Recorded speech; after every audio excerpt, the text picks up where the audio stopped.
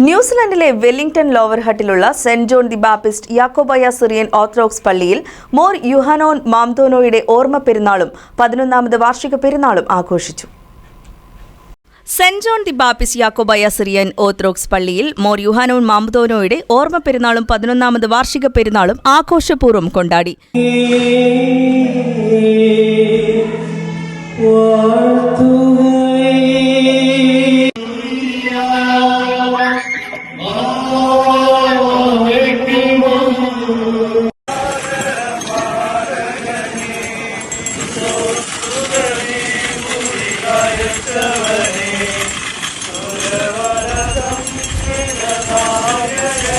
പ്രധാന പെരുന്നാൾ ദിനത്തിൽ വിശുദ്ധ മൂന്നിന്മേൽ കുർബാനയ്ക്ക് ഇടവക വികാരി Father Sijo Kallarakkal, Father George Mathew, Father Joseph Eldhoth എന്നിവർ കാർമ്മികത്വം വഹിച്ചു.